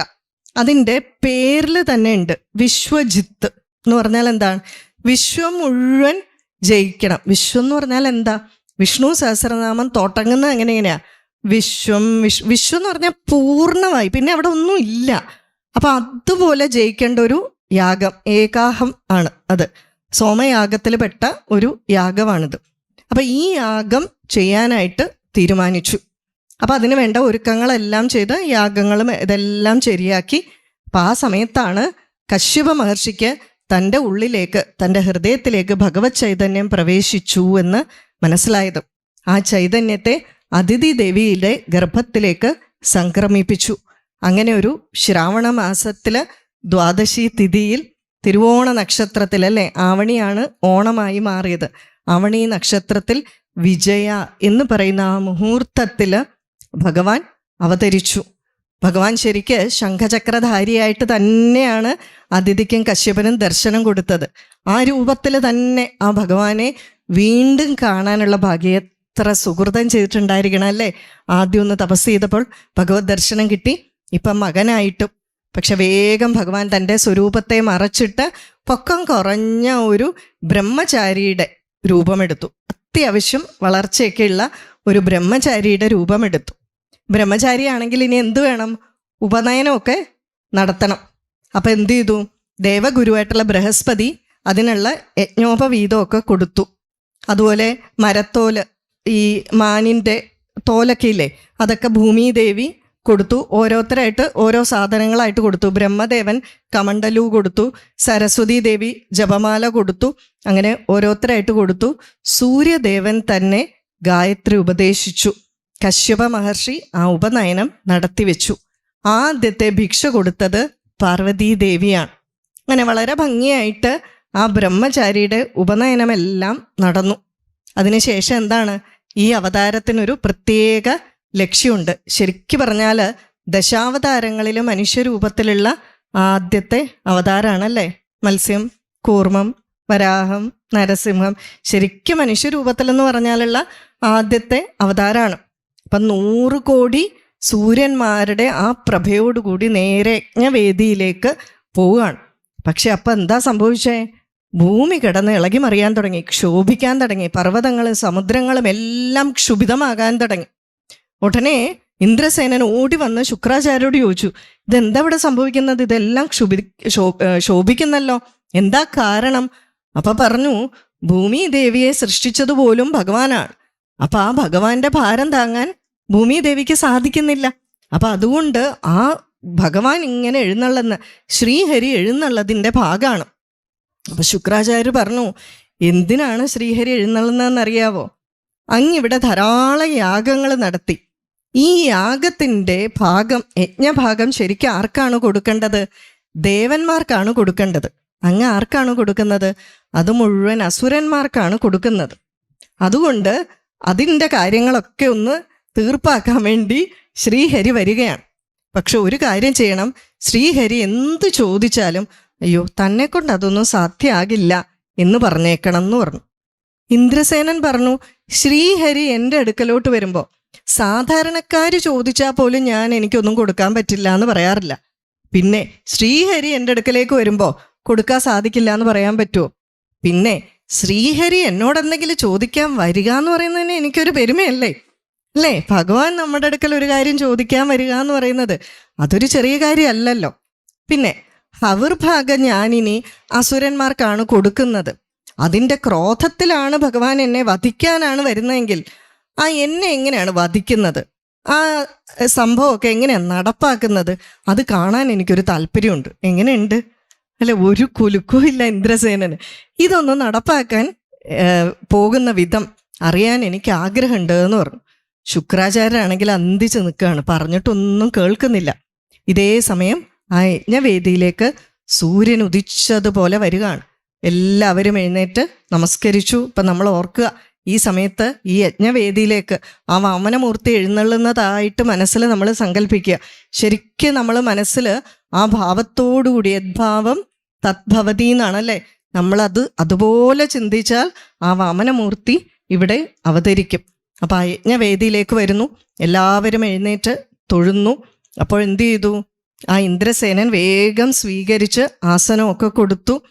വളരെയധികം ശുശ്രൂഷയൊക്കെ ചെയ്തു, അർഘ്യമൊക്കെ കൊടുത്തു, ഒരു കുശല പ്രശ്നമൊക്കെ ചെയ്തു. അതിനുശേഷം ചോദിച്ചു, അങ്ങേക്ക് എന്താണ് വേണ്ടത്? കാരണം യാഗം ചെയ്താൽ എന്ത് ചെയ്യണം? ദാനം ചെയ്യണം. യാഗത്തിൻ്റെ ഒരു ഭാഗമാണ് ഈ ദാനമെന്ന് പറയുന്നത്. അപ്പം ചോദിച്ചു, അങ്ങേക്ക് എന്താണ് വേണ്ടത് എന്ന് ചോദിച്ചു. അപ്പോൾ പറഞ്ഞു, എനിക്ക് എവിടെയെങ്കിലും ഒന്ന് സ്വസ്ഥമായിട്ടിരിക്കണം, അതിന് ഒരു 3 അടി മണ്ണ് വേണം. ഇത് കേട്ടപ്പോൾ ഇന്ദ്രസേനൻ ചോദിച്ചു, 3 അടി മണ്ണോ? എന്നോട് ചോദിക്കുന്ന ഒരാൾ പിന്നെ വേറെ എവിടെയെങ്കിലും പോയി ആരോടെങ്കിലും എന്തെങ്കിലും ചോദിക്കാൻ ഇടവരരുത്. അതാണ് എൻ്റെ ആഗ്രഹം. അതുകൊണ്ട് നമ്മൾ പറയില്ലേ, ഈ രാജാവിനോടൊക്കെ പോയിട്ട് 10 പാവയ്ക്ക എന്ന് തോരനുണ്ടാക്കാൻ വേണമെന്ന് ചോദിക്കുമോ? രാജാവിനോട് ചോദിക്കുമ്പോൾ രാജാവിനോട് ചോദിക്കേണ്ട രീതിയിൽ നമ്മൾ ചോദിക്കണം. പക്ഷെ ഇവിടെ ചോദിച്ചെന്താണ്? 3 അടി മണ്ണ് വേണം. അപ്പം പറഞ്ഞു, ഇഷ്ടമുള്ളത് ചോദിച്ചോളൂ. ഇവിടെയാണ് ചെറിയ ചെറിയ പ്രശ്നങ്ങൾ മഹാബലിയുടെ കാര്യത്തിൽ വന്നത്. കാര്യം പറഞ്ഞാൽ ബ്രഹ്മജ്ഞാനിയാണെങ്കിലും ഞാൻ പറഞ്ഞില്ലേ, ഈ ജ്ഞാനെന്ന് പറയുന്നത് മറയപ്പെടുന്ന ഒന്നാണ്, തിരോഭവിക്കുന്ന ഒന്നാണ്. ചില സമയങ്ങളിൽ മഹാബലിയിൽ അല്ലെങ്കിൽ ഇന്ദ്രസേനിൽ ചെറിയ അഹങ്കാരം വന്നു. അപ്പം നമ്മൾ കൃത്യമായിട്ട് വിചാരിക്കണം എന്തുകൊണ്ട് ഇന്ദ്രസേനൻ ഇതൊക്കെ സംഭവിച്ചു എന്ന്. അപ്പം ഈ അഹങ്കാരം എവിടെയൊക്കെ സംഭവിച്ചു ഇന്ദ്രസേനന്? ഒന്ന്, ഈ യാഗം ചെയ്യുന്നതിന് മുമ്പായിട്ട് മുത്തച്ഛനായിട്ട് പ്രഹ്ലാദൻ്റെ ഒന്ന് നമസ്കരിക്കണം. നമ്മൾ വീട്ടിൽ അങ്ങനെയല്ലേ, കല്യാണമൊക്കെ വരുമ്പോൾ നമ്മൾ എല്ലാവരെയും പോയി ബന്ധുക്കളെയൊക്കെ പോയി നമസ്കരിക്കില്ലേ, അവരുടെ വീടുകളിലൊക്കെ പോയി വസ്ത്രമൊക്കെ കൊടുത്ത് അവരെയൊക്കെ നമസ്കരിക്കും. അപ്പം വിചാരിച്ചു, എന്നാ കാട്ടിൽ തപസ് ചെയ്യുന്നുണ്ട്, മുത്തച്ഛനെ ഒന്ന് പോയി കാണാം. അപ്പം മുത്തച്ഛൻ്റെ അടുക്കൽ പോയപ്പോൾ ഒത്തിരി കാലം കൂടി കാണുകയല്ലേ. അപ്പം ആ കുട്ടാ നീ എന്ത് ചെയ്യുന്നു എന്നൊക്കെ ചോദിക്കുമ്പോൾ നമ്മൾ എന്ത് പറയും? നമ്മളാണെങ്കിൽ ഞാൻ അങ്ങനെ ചെയ്യുന്നു, ഇങ്ങനെ ചെയ്യുന്നു, എനിക്ക് ഇത്രയുണ്ട്, ഇത്ര സ്വത്തുണ്ട്, അല്ലേ, ഇതൊക്കെ നമ്മൾ പറയും ചിലപ്പോൾ. അപ്പം അതുപോലെ കുറച്ച് ആ ആസുരഭാവം ഉണ്ടല്ലോ കയ്യിൽ. അപ്പം ആ രീതിയിൽ പറഞ്ഞിട്ട് പറഞ്ഞു, ഈ ത്രിലോകങ്ങളും ഞാൻ എൻ്റെ കയ്യൂക്കൊണ്ട് നേടിയെടുത്തതാണ് എന്ന്. ഭഗവാന്റെ ലീല കൊണ്ട്, അല്ലെങ്കിൽ തൻ്റെ ശ്വാസം പോലും ആ ഭഗവാന്റെ ദാനമാണ് എന്ന് വിചാരിക്കുന്ന പ്രഹ്ലാദനോടാണ് പോയി പറഞ്ഞത്, ഈ ത്രിലോകങ്ങൾ എൻ്റെ കയ്യൂക്കൊണ്ട് ഞാൻ നേടിയെടുത്തതാണ്. അപ്പം അന്ന് പ്രഹ്ലാദൻ മനംനൊന്ത് ശപിച്ചു, നീ നിന്റെ കയ്യൂക്കുകൊണ്ട് നേടിയെടുത്തു എന്ന് വിചാരിക്കുന്നതെല്ലാം യഥാർത്ഥത്തിൽ ആരാണോ നിനക്ക് തന്നത് അവനാൽ തന്നെ തിരിച്ചെടുക്കപ്പെടട്ടെ എന്ന്. പിന്നെ ഇടയ്ക്ക് ജ്ഞാനികളെ ഒന്ന് ബഹുമാനിക്കുന്നത് കുറയ്ക്കും, അവരെ അപമാനിക്കും. ജ്ഞാനത്തിൻ്റെ ദേവതയായ സരസ്വതീ ദേവിയും ഇന്ദ്രസേനനെ ശപിച്ചിട്ടുണ്ട്. അപ്പം ഇങ്ങനെയുള്ള ചില ശാപങ്ങളൊക്കെ കിട്ടിയിട്ടുണ്ട്. അപ്പം അഹങ്കാരം സൂക്ഷ്മമായിട്ട് തലപൊക്കി. എത്ര നമ്മൾ വിചാരിച്ചാലും എന്ത് കാര്യവും സൂക്ഷ്മമായിട്ട് പോകുമ്പോഴാണ് അതിൻ്റെ ദോഷം കൂടുതൽ. അപ്പം നമ്മൾ ആരെപ്പറ്റിയെങ്കിലും കുറ്റം പറയുക. അപ്പം കുറ്റം പറയുന്നതിന് പകരം നമ്മൾ മനസ്സിൽ വിചാരിച്ചു. അപ്പം നമ്മളെന്ത് പറയും? ഞാനിപ്പോൾ അതാരോടും പറഞ്ഞില്ലോ, അയാളോടും പറഞ്ഞില്ല, വേറെ ആരോടും പറഞ്ഞില്ല, ഞാൻ മനസ്സിൽ വിചാരിച്ചതല്ലേ ഉള്ളൂ. അതിനാണ് ദോഷം കൂടുതൽ. സൂക്ഷ്മമാകും തോറും ദോഷം കൂടും. അപ്പം ഈ അഹങ്കാരം വളരെ സൂക്ഷ്മമായിട്ട് വരുന്ന ഒന്നാണ്. അപ്പം ഇവിടെ ഗോപികമാർക്ക് വന്നതുപോലെ തന്നെ ഇന്ദ്രസേനനും ആ അഹങ്കാരം വരാൻ തുടങ്ങി. പക്ഷേ അഹങ്കാരത്തിൻ്റെ മൂർധന്യാവസ്ഥ എന്ന് പറയുന്നത് എന്താണ്? നാശമാണ്. വേറൊന്ന്, നമ്മൾ അസുരന്മാരുടെ എല്ലാവരുടെ ജീവചരിത്രം കണ്ടാൽ അറിയാം. പക്ഷേ ഇന്ദ്രസേനന് നാശം ഉണ്ടാകാൻ പാടില്ല. പ്രഹ്ലാദന് ഭഗവാൻ പണ്ടേ വാക്ക് കൊടുത്തിട്ടുണ്ട്, നിന്റെ മുകളിലേക്കും താഴേക്കുള്ള 7 തലമുറകളെ സംരക്ഷിച്ചോളാന്ന്. അപ്പം അത്രയൊക്കെ ആയോ? അത്രയൊന്നും ആയിട്ടില്ല. മകൻ്റെ മകനാണ്, പേരക്കുട്ടിയാണ്. അപ്പം സംരക്ഷിക്കണം. എന്താണ്? ഇന്ദ്രസേനന് നാശം ഉണ്ടാകാൻ പാടില്ല, രക്ഷിക്കണം. അതിനായിട്ടാണ് കൃപാലുവായിട്ടുള്ള ഭഗവാൻ ശരിക്കും പറഞ്ഞാൽ അവിടെ എഴുന്നള്ളിയിരിക്കുന്നത്. അപ്പം ഇവിടെയും ചോദിക്കുന്ന എന്താണ്? എന്ത് വേണമെങ്കിലും ചോദിച്ചോളൂ, തരാന്ന്. അങ്ങനെ ചോദിക്കാവോ? എന്തും കൊടുക്കാൻ പറ്റുന്ന ആർക്കാ? ഭഗവാന് മാത്രമേ ഉള്ളൂ, അല്ലേ? എൻ്റെ കയ്യിലുള്ള എന്താണെന്ന് ചോദിച്ചാൽ, നമ്മളൊക്കെ ഇങ്ങനെ ആരോടെങ്കിലും ചോദിച്ചാലോ? നമ്മുടെ വീട്ടിലൊരു ഓടിക്കാറുണ്ട്, നമ്മൾ ഒരാളോട് പറയാം എന്ത് വേണേലും ചോദിച്ചു, അയാൾ പറയാം ആ ഓടിക്കാർ വേണമെന്ന് പറഞ്ഞാൽ എന്ത് ചെയ്യും നമ്മൾ, അല്ലേ? അപ്പം നമ്മൾ സൂക്ഷിച്ച് കണ്ടേ നിൽക്കൂ, വെറുതെ വാക്ക് കൊടുക്കരുത് പറയും. മഹാഭാരതത്തിൽ ശ്രീകൃഷ്ണൻ്റെ ഏറ്റവും വലിയ തലവേദന ഇതാണ്. അർജുനനും യുധിഷ്ഠിരനും ഒക്കെ മാറി മാറി പ്രതിജ്ഞ ചെയ്യും, വാക്ക് കൊടുക്കും. പിന്നെ ഭഗവാൻ ഇതിൻ്റെ എല്ലാം പുറകെ നടക്കണം. അടുത്ത സൂര്യാസ്തമയത്തിന് മുമ്പ് ഞാൻ ഇന്നവനെ വധിക്കും. എന്നിട്ട് ഓടി വന്ന് ഭഗവാന്റെ കാലേ വീഴും. ഭഗവാൻ പറഞ്ഞാൽ പിന്നെ ഭഗവാന് സൂര്യനെ മറയ്ക്കണം, പിന്നെ സൂര്യനെ തെളിക്കണം, അല്ലേ? മഹാഭാരതത്തിൽ കണ്ടിട്ടില്ലേ? അപ്പോൾ ഭഗവാൻ ചോദിക്കുന്നത്, എന്തിനാ ഈ പണിക്കൊക്കെ പോകുന്നത്? ഇങ്ങനെ എന്തിനാ നിങ്ങൾ പ്രതിജ്ഞ എടുക്കുന്നത്? അപ്പം ഇതുപോലെയാണ് മഹാബലി വാക്ക് കൊടുത്തത്, എന്തു വേണമെങ്കിലും ചോദിച്ചോളൂ, ഞാൻ തരാമെന്ന്. അപ്പം ഭഗവാൻ വളരെ വലിയൊരു തത്വം പറയുന്നുണ്ട്. ഇന്ദ്രിയങ്ങൾക്ക് അധീനമായിട്ടുള്ളവർക്ക്, ഇന്ദ്രിയങ്ങൾക്ക് വശംവദരായിട്ടുള്ളവർക്ക് ഈ 3 ലോകത്തിലെയും എല്ലാ സാധനങ്ങളും കൊണ്ട് കൊടുത്താലും തൃപ്തിയാവില്ല. ഇനി ആ ഇന്ദ്രിയങ്ങൾക്ക് അടിമപ്പെടാത്തവർക്കോ എതിർച്ചയാ ലാഭ സന്തുഷ്ട. അവർക്ക് എന്താണോ ആ വന്നുപെടുന്നത് അതുകൊണ്ട് അവർ തൃപ്തിയാവും. അതുകൊണ്ട് ബാക്കിയുള്ളവർക്ക് എത്ര കിട്ടിയാലും തൃപ്തിയാവില്ല. ഇന്ദ്രിയങ്ങൾക്ക് അടിമകളായിരിക്കുന്നവർക്ക്. അതുകൊണ്ട് തനിക്കത് വേണ്ട, തനിക്ക് ഈ 3 അടി മണ്ണ് മാത്രം മതി എന്ന് പറഞ്ഞു. അപ്പം എന്ത് ചെയ്തു? ഇന്ദ്രസേനനൊന്ന് പുഞ്ചിരിച്ചു. പുഞ്ചിരിച്ചതിന് ശേഷം എന്താണെങ്കിലും ദാനം കൊടുക്കാൻ തയ്യാറായി. ആ ഭഗവാന്റെ വാമനമൂർത്തിയുടെ കയ്യിലേക്ക് ആ ദാനജലം ഒഴിച്ചു കൊടുത്തു. അതിനുശേഷം കാലൊക്കെ കഴുകി, ആ പാദമെല്ലാം കഴുകി, ദാനം കൊടുക്കുന്നതിന് ചിട്ടയുണ്ടല്ലോ, ആ ജലമെല്ലാം തളിച്ചു. പക്ഷെ ഇവിടെ ഞാൻ ഇതിനോടനുബന്ധിച്ച് കുറച്ച് കാര്യങ്ങളും കൂടെ ഒന്ന് പറയാൻ ശ്രമിക്കുകയാണ്. ഇടയ്ക്ക് കുറച്ച് വിവാദം ഉണ്ടായൊരു സംഭവമാണ് കാൽ കഴിച്ചൂട്ട്, അല്ലേ? പത്രത്തിലൊക്കെ വളരെ വിവാദം ഉണ്ടായില്ലേ? ഇവിടെ ഭഗവാന്റെ കാല് കഴുകുന്നു എന്ന് പറയുന്നുണ്ട്. അപ്പം ഇത് എന്താണ് ശരിക്കും പറഞ്ഞാൽ ഇതുകൊണ്ട് സംഗതി എന്ന് നമ്മളൊന്ന് മനസ്സിലാക്കണം. എന്തുകൊണ്ടാണ് നമ്മൾ ആളുകളുടെ, മഹാന്മാരുടെ, ആചാര്യന്മാരുടെ പാദം തൊട്ട് നമസ്കരിക്കുന്നത്? എന്തുകൊണ്ടാണ് നമ്മൾ കാലുകൊണ്ട് വേറൊരാളെ സ്പർശിക്കരുത് എന്ന് പറയുന്നത്? ഇതിനൊക്കെ പ്രധാന സാങ്കത്യമുണ്ട്. അതായത് നമ്മളുടെ ശരീരത്തിലെ ഊർജം ഏറ്റവും കൂടുതൽ നഷ്ടപ്പെടുന്നത് എവിടെയാണോ അറ്റമുള്ളത് അതിൽ കൂടിയോ. ഒന്ന് കൈകളുടെ അറ്റം, മുഖത്തിലൂടെ, പിന്നെ ഒന്ന് കാലിലൂടെ, അല്ലേ? എല്ലാ എഡ്ജല്ലേ, അറ്റമാണ്. ഏറ്റവും കൂടുതൽ ഊർജം പോകുന്നത് കാലിലൂടെയാണ്. ഈ ഊർജം എന്ന് പറഞ്ഞാൽ എങ്ങനെയാണ്? ചിലരിൽ ആ പോസിറ്റീവായിട്ടുള്ള ഊർജം വളരെ കൂടും. നമ്മൾ ഈ ഊർജത്തിന് പറയുന്ന പേരാണ് ചൈതന്യം, അല്ലേ? നമ്മൾ പറയുന്ന പേരാണ്. ഈ ചൈതന്യം, തപശക്തി സാധകരിൽ വളരെ കൂടുതലായിരിക്കും. അപ്പം എന്താണ്, നമ്മൾ അവരെ പോയി പാദത്തിൽ തൊട്ട് നമസ്കരിക്കുമ്പോൾ ആ ഊർജം നമ്മളിലേക്കും സംക്രമിക്കും, അല്ലേ? നമ്മൾ കൈ കൊണ്ടാണ് തൊടുന്നത്, നമ്മുടെ കൈയുടെ അറ്റം കൊണ്ട്. നമ്മൾ നമ്മുടെ കാലുകൊണ്ടാണോ അവരെ സ്പർശിക്കുന്നത്? നമ്മുടെ കാലുകൊണ്ട് സ്പർശിച്ചാൽ നമ്മുടെ കാലിൻ്റെ അറ്റത്ത് നെഗറ്റീവ് എനർജി ആയിരിക്കും, അത് അവരിലേക്ക് സംക്രമിക്കും. നമ്മുടെ ശരീരത്തിലേക്ക് പ്രവേശിക്കാൻ വേണ്ടി നമ്മൾ കൈ കൊണ്ട് തൊട്ട് തലയിൽ വെക്കും, അല്ലേ? അതുകൊണ്ടാണ് വലിയ വലിയ കുംഭാഭിഷേകം ഒക്കെ ചെയ്തു കഴിഞ്ഞ് വലിയ വലിയ യജ്ഞമൊക്കെ കഴിഞ്ഞ് ആചാര്യന്മാരിറങ്ങുമ്പോൾ അവരിൽ അസാമാന്യമായിട്ടുള്ള തപശക്തിയായിരിക്കും. ആ വേദമന്ത്രങ്ങളൊക്കെ ചൊല്ലി ആ സമയത്ത് നമ്മൾ അവരെ നമസ്കരിക്കണം എന്ന് പറയുന്നത് പ്രധാനമായിട്ടും അതുകൊണ്ടാണ്. അപ്പം ഈ കാല് കഴുകുമ്പോൾ എന്താ സംഭവിക്കുക? ജലത്തിന് ഊർജത്തിനെ വലിച്ചെടുക്കാനുള്ള കഴിവുണ്ട്, അല്ലേ? അപ്പം ഈ പാദം കഴുകുമ്പോൾ ഇതുപോലെയുള്ള, ഇപ്പം ഭഗവാന്റെ പാദം കഴുകുമ്പോൾ ആ ജലം, ആ ഊർജം വലിച്ചെടുക്കും. ഊർജത്തിൻ്റെ പ്രോപ്പർട്ടീസ് നമ്മൾ പഠിക്കുന്നതല്ലേ? വെളിച്ചം വെള്ളത്തിലൂടെ പാസ് ചെയ്യും, ശബ്ദം വെള്ളത്തിലൂടെ കടന്നു പോകും. ഇതെല്ലാം വെളിച്ചമൊക്കെ ഓരോ ഊർജത്തിൻ്റെ ഭേദങ്ങളാണ്. അപ്പോൾ വെള്ളം ഊർജത്തിൻ്റെ നല്ലൊരു മീഡിയമാണ്, കണ്ടക്ടറാണ്. അപ്പം പാദം കഴുകുമ്പോൾ ആ ശരീരത്തിലുള്ള ഊർജം, ഭഗവാന്റെ ഊർജം, ചൈതന്യം എന്താണ്? ആ വെള്ളത്തിലേക്ക് പ്രവേശിക്കും. ആ ജലം നമ്മൾ എന്ത് ചെയ്യും? പാദം കഴുകുന്ന ജലം പൊതുവെ കുടിക്കാറില്ല, അത് തളിക്കുകയാണ് ചെയ്യുക. നിങ്ങൾ ബലിയൊക്കെ ചെയ്യുന്ന കണ്ടറിയാം. തർപ്പണമൊക്കെ ചെയ്യുമ്പോൾ ശ്രദ്ധിച്ചാൽ മതി. നമ്മൾ ബ്രാഹ്മണരെയൊക്കെ ഇരുത്തി തർപ്പണം ചെയ്യുമ്പോൾ 2 ബ്രാഹ്മണരിപ്പുണ്ട് വർഷത്തിലുള്ള തർപ്പണം. ഒന്ന് വിശ്വേദേവ ആണ്, ഒന്ന് പിതൃ ആണ്. വിശ്വേദേവ എന്ന് പറഞ്ഞാൽ പിതൃക്കളെ അങ്ങന്ന് കൂട്ടിക്കൊണ്ടുവരുന്നയാളാണ് ഈ വിശ്വദേവ. മറ്റേത് പിതൃ ആണ്. ഇവർ 2 പേരെയും നമ്മൾ തർപ്പണത്തിൻ്റെ അന്ന് കാല് കഴിക്കും. വിശ്വേദേവായ പാദം കഴുകിയ വെള്ളം മാത്രമേ നമ്മൾ തളിക്കാറുള്ളൂ, പിതൃക്കളുടെ നമ്മൾ തളിക്കാറില്ല. അതൊരിക്കലും നമ്മൾ കുടിക്കാറുമില്ല. അപ്പം ആ ചൈതന്യം നമ്മളിലേക്ക് എത്താൻ വേണ്ടിയിട്ടാണ് ഇതുപോലെയുള്ള കാര്യങ്ങൾ ചെയ്യുന്നത്. അപ്പം അതുകൊണ്ടാണ് ഈ പാദത്തിന്, ഗുരുക്കന്മാരുടെ പാദത്തിന്, ഇനി ഇതേ വിഷയം വരുന്നുണ്ട്, ഭഗവാൻ എന്തുകൊണ്ട് പാദം കൊണ്ട് മഹാബലിയുടെ മൂർധാവിൽ സ്പർശിച്ചു, ഇതും ഇതേ സാങ്കത്യം തന്നെയാണ് വരിക. അപ്പം അതുകൊണ്ട് ഈ ജലം ഇവിടെ തളിച്ചു. നമ്മുടെ ആചാര്യന്മാർ അപ്രസക്തമായിട്ടുള്ള ഒന്നും പറഞ്ഞിട്ടില്ല എന്ന് മനസ്സിലാക്കുക. അപ്പം എന്താണെങ്കിലും അതെല്ലാം തളിച്ചു. അതിനുശേഷം ആ ദാനം കൊടുക്കാൻ റെഡിയായി. അതോടുകൂടി ഭഗവാൻ എന്ത് ചെയ്തു? ആ വിശ്വരൂപം സ്വീകരിച്ചു.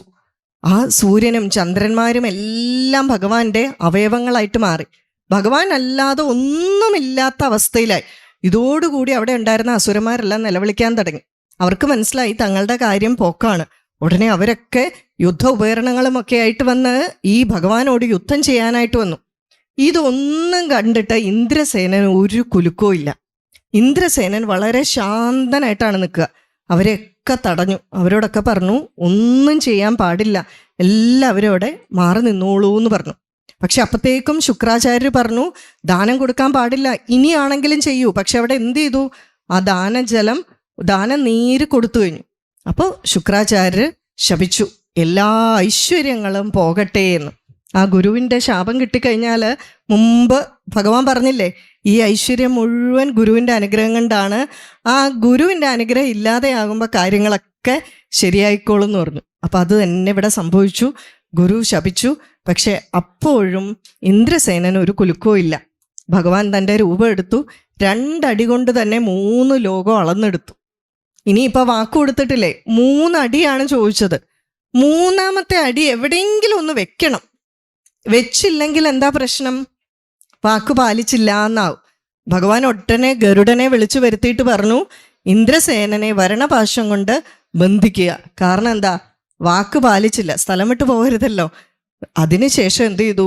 ഭഗവാൻ ഇന്ദ്രസേനനെ ശക്തിയായിട്ട് ശകാരിക്കാൻ തുടങ്ങി. ശക്തിയായിട്ട്, എന്തിനാ ഈ പറഞ്ഞ വാക്കൊന്നും നീ പാലിക്കുന്നില്ല? എനിക്ക് 3 അടി തരാന്ന് പറഞ്ഞു, 2 അടിയേ ആയിട്ടുള്ളൂ. മുഖത്തിലൊരു ഭാവവ്യത്യാസം പോലും ഭഗവാന്റെ ശകാരത്തിൽ ഇന്ദ്രസേനൻ ഉണ്ടായില്ല. ഇന്ദ്രസേനൻ മനസ്സിൽ വിചാരിക്കുകയാണ്, എൻ്റെ ഭഗവാനെ എത്ര കരുണാനിധിയാണ് അങ്ങ്. ശരിക്ക് രൂപത്തിൽ അല്ലെങ്കിൽ ശത്രുവാണെന്ന് ഭാവിച്ചുകൊണ്ട് എന്നെ രക്ഷിക്കാനായിട്ട് നീ വന്ന് നിൽക്കുകയാണ് അല്ലേ? ഭഗവാന്റെ അനുഗ്രഹ കഥകൾക്ക് പറയുന്ന പേര് പോഷണം എന്നാണ്. ഈ ഭഗവാന്റെ അനുഗ്രഹ കഥകളൊക്കെ എങ്ങനെയൊക്കെയാ? ശിശുപാലന്റെ ക്രോധം, കംസന്റെ ഭയം, പഴക്കാരിക്ക് എങ്ങനെ കൊടുത്തു അനുഗ്രഹം, എല്ലാവർക്കും എത്ര വൈവിധ്യമാർന്ന രീതിയിലാണ് ഭഗവാൻ അനുഗ്രഹം കൊടുക്കുന്നത് അല്ലേ? ഭഗവാൻ ഇതെല്ലാം സമമാണ്. നമ്മൾ എപ്പോഴാണോ അതിൻ്റെ ആ കൃത്യമായിട്ടുള്ള തലത്തിലെത്തുന്നത്, നമുക്കതിൻ്റെ അനുഗ്രഹം കിട്ടും. അപ്പം ഇവിടെ എന്താണ്? ഇവിടെ ഇന്ദ്രസേനൻ പറയുകയാണ്, അങ്ങ് എൻ്റെ ശത്രുവാണെന്നുള്ള ഭാവത്തിലിരുന്ന് എനിക്ക് വേണ്ട അനുഗ്രഹമാണ് ചെയ്യുന്നതെന്ന് എനിക്കറിയാം. ഇതോടുകൂടി ഭഗവാന് മനസ്സിലായി, ഇന്ദ്രസേനൻ മായയെ അതിക്രമിച്ചിരിക്കുന്നു. ഇവിടെ എന്താ സംഭവിച്ചത്? സകലതും നഷ്ടപ്പെട്ടു. സകലതും നഷ്ടപ്പെട്ടപ്പോൾ പോലും ദുഃഖിച്ചിട്ടില്ല. അങ്ങനെയുള്ളവനാണ് മായയെ അതിക്രമിക്കുക. എന്ത് നഷ്ടപ്പെട്ടിട്ടും ഒരു വിഷമവും ഇല്ല, വളരെ ശാന്തനായിട്ട് നിൽക്കുകയാണ്. അപ്പോഴും അറിയാം ഇവിടെ എന്താണ് സംഭവിക്കുന്നത്. ഭഗവാൻ തൻ്റെ കൂടെയുണ്ട്. ഭഗവാൻ ഉണ്ടെങ്കിൽ പിന്നെ വേറെ എന്തെങ്കിലും ചിന്തിക്കണോ? ഇത് തന്നെ രാമായണത്തിലും കാണാം. രാമായണത്തിൽ അവസാന ഭാഗം എത്തുമ്പോൾ ശ്രീരാമൻ സ്വധാമത്തിലേക്ക് പോകാനായിട്ട് തയ്യാറെടുക്കുന്നുണ്ട്. പക്ഷെ ഇതെങ്ങനെയോ ചാരന്മാർ മുഖേന വാനരന്മാരും പ്രജകളും അറിഞ്ഞു. എല്ലാവരും പോകാൻ റെഡിയായി. അന്തപുരവാസികള്, റാണിമാര്, പ്രജകള്, രാക്ഷസന്മാര്, വാനരന്മാരെല്ലാവരും തയ്യാറായി. അപ്പം എല്ലാവരും തയ്യാറായി എന്ന് പറഞ്ഞാൽ അവർക്കൊക്കെ അറിയാൻ ജീവൻ ഉപേക്ഷിക്കാൻ പോവാന്ന്. പക്ഷെ അവർക്കൊന്നും ഒരു വിഷമമില്ല. എന്തുകൊണ്ടാണ്? ഭഗവാന്റെ കൂടെ നിൽക്കുമ്പോഴാണ് യഥാർത്ഥമായിട്ടുള്ള ആനന്ദം. ഭഗവാൻ ഇല്ലാത്തപ്പോഴാണ് ദുഃഖവും വിഷമവും. ഭഗവാൻ ഉള്ളപ്പോൾ എന്തെങ്കിലും വിഷമമുണ്ടോ? പരമമായിട്ടുള്ള ആനന്ദമാണ്. അപ്പം അതുകൊണ്ട് ഭഗവാനോട് ചേർന്ന് നിൽക്കുക. എല്ലായ്പ്പോഴും പറയാറുണ്ട്, ഭർത്താവ് മരിച്ചുപോയ വിധവകളെ പറ്റി പലപ്പോഴും സമൂഹത്തിൽ അവരെ മാറ്റി നിർത്തുമ്പോൾ ഭഗവാൻ പറയും, വിധവകൾ എന്ന് പറഞ്ഞാൽ ആരാണ്? എന്നും ഭഗവാനെ പറ്റി ചിന്തിച്ചു കൊണ്ടിരിക്കുന്ന ആരും വിധവകളല്ല. നേരെ മറിച്ച് ഭൗതിക ലോകത്തിൽ സുമംഗലിയാണെങ്കിലും അവൾ ഭഗവാനെ പറ്റി ചിന്തിക്കുന്നില്ലെങ്കിൽ അവളാണ് യഥാർത്ഥ വിധവ. ഭക്തമീര പറയാറില്ലേ, ഈ ഭൂമിയിൽ എല്ലാ പുരുഷന്മാരും സ്ത്രീകളും ഉൾപ്പെടെ എല്ലാവരും സ്ത്രീകളാണ്, പുരുഷൻ ഒന്നേ ഉള്ളൂ, അത് ഭഗവാനാണെന്ന്. അപ്പം അതുപോലെ ആ ഒരു തലത്തിലേക്ക് ഇന്ദ്രസേനൻ ഉയർന്നു, മായയെ അതിക്രമിച്ചു. അപ്പോൾ ഭഗവാന് മനസ്സിലായി ഇന്ദ്രസേനനെ അനുഗ്രഹിക്കാൻ സമയമായി. ഇന്ദ്രസേനനോട് പറഞ്ഞു, ഇന്ദ്രസേന, ഞാൻ എന്തുകൊണ്ടാണ് വന്നതെന്നറിയാവോ? നീ ചില അധർമ്മം ചെയ്തു. അതായത് ഇപ്പം സമയം ആർക്കുള്ളതാണ്? ഇപ്പത്തെ ഇന്ദ്രനുള്ളതാണ്. അതായത് ഒരു കൽപ്പം എന്ന് പറയുന്നത് ബ്രഹ്മാവിൻ്റെ ഒരു പകലാണ്. ആ ഒരു കൽപ്പത്തിൽ 14 മനുക്കൾ വരും. ഇപ്പം 7ാമത്തെ മനുവാണ്, വൈവസ്വത മനു. നമ്മൾ ഈ ശ്ലോകമൊക്കെ നമ്മൾ പൂജകളൊക്കെ ചെയ്യുമ്പോൾ വൈവസ്വത മന്വന്തരേ അല്ലേ, ജംബൂദ്വീപേ ഭാരതവർഷ, ഇതൊക്കെ നമ്മൾ ചൊല്ലത്തില്ലേ മന്ത്രങ്ങളൊക്കെ. അപ്പോൾ പറയുകയാണ്, ഇപ്പം വൈവസ്വത മനു 7ാമത്തെ മനുവേ ആയിട്ടുള്ളൂ. അടുത്ത മനുവിൻ്റെ ഇപ്പം ഇന്ദ്രനെ ഞാൻ നേരത്തെ സീറ്റ് കൊടുത്തു വെച്ചിരിക്കുന്ന ഇത്രയും കാലം ഞാൻ അലോട്ട് ചെയ്തിട്ടും കൊടുത്താ, എന്നിട്ട് അത് മാറ്റി നീ അവിടെ പോയി സീറ്റ് പിടിച്ചാൽ എനിക്ക് എന്ത് ചെയ്യാൻ പറ്റും? ഞാൻ വാക്ക് കൊടുത്തതല്ലേ. ആ സീറ്റ് സംരക്ഷിക്കേണ്ട ഉത്തരവാദിത്വം എനിക്കാണ്. അതുകൊണ്ട് നീ സ്വർഗം കീഴടക്കാൻ പോകുമ്പോൾ അല്ലെങ്കിൽ ആ ഇന്ദ്രനെ മാറ്റാൻ പോകുന്നത് അധർമ്മമാണ്. അപ്പം അതിന് പകരം എന്ത് ചെയ്യാം? അടുത്ത മന്വന്തരത്തിലെ ഇന്ദ്രനായിട്ട് ഞാൻ ഇപ്പോഴേ നിന്നെ ഡെപ്യൂട്ട് ചെയ്യാന്ന് പറഞ്ഞു. ഇപ്പോഴേ അങ്ങ് സ്ഥാനം കൊടുത്തു. ഭാവി പ്രധാനമന്ത്രി എന്നൊക്കെ പറഞ്ഞ് നേരത്തെ നമ്മളെന്താ രാജകുമാരന്മാരെ യുവരാജാവായിട്ട് വാഴിക്കില്ലേ? അപ്പം അതുപോലെ തന്നെ ഇവിടെ പറയുകയാണ്. മാത്രമല്ല, നീ എന്ത് ചെയ്യണം? ഇനി അടുത്ത കൽപ്പം വരണ്ടേ? അപ്പം ഈ കൽപ്പാന്ത കാലത്തോളം നീ ജീവിച്ചിരിക്കണം. അതുകൊണ്ട് അത്രയും കാലം ഞാൻ നിനക്ക് ആയുസ്സും തരുന്നു. അതായത് ചിരഞ്ജീവിയായിട്ട് ഇരുന്നോളൂ എന്ന് ചുരുക്കം. അതിനുശേഷം എന്തു പറഞ്ഞു? സുതലം എന്ന് പറയുന്ന ആ പാതാള ലോകത്തിൽ പോയി ജീവിക്കുക. ഈ സുതലെന്ന് കേൾക്കുമ്പോഴേ നമ്മൾ നരകമാണെന്ന് വിചാരിക്കും. സു കൂട്ടി എന്ത് പറഞ്ഞാലും നന്നായിട്ടല്ലേ നമ്മൾ പറയുക, അല്ലേ? സുന്ദരി എന്നല്ലേ പറയുക, സുമുഖി, അല്ലേ? എല്ലാം സു കൂട്ടി നല്ലതാണ്. പൊതുവെ ദൂ കൂട്ടി കുറച്ച് മോശമായിട്ടാണ് പറയുന്നത്. എങ്കിലും നല്ലതൊക്കെ ഉണ്ട് കേട്ടോ. പക്ഷെ ദുര്യോധനൻ, ദുശ്ശള, അങ്ങനെ ദുരാഗ്രഹി എന്നൊക്കെ പറയും. എന്നാലും ദൂ കൂട്ടിയൊക്കെ നല്ലതും ഉണ്ട്. അപ്പോൾ ഇവിടെ എന്താണ്?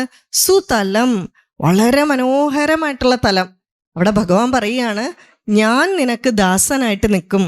വിഷ്ണു പാർഷദന്മാരായിരിക്കും നിനക്ക് കാവൽക്കാർ. വിഷ്ണു പാർഷദന്മാരെ കണ്ടാൽ എങ്ങനെ ഇരിക്കുന്നറിയോ? ഭഗവാനെ പോലെ തന്നെ ഇരിക്കും. അപ്പോൾ എവിടെ നോക്കിയാലും ഭഗവത് ചിന്തയോടുകൂടി ഇരിക്കാൻ പറ്റും. മുത്തച്ഛനായിട്ടുള്ള പ്രഹ്ലാദനോടും 3 ഭാര്യമാരാണുള്ളത്. അപ്പം അതിൽ അശന, വിന്ധ്യാവലി, സുതേഷ്ണ. അപ്പോൾ വിന്ധ്യാവലിയോടും ഇന്ദ്രസേനനും അങ്ങനെ പോയി ജീവിക്കുക അവിടെ.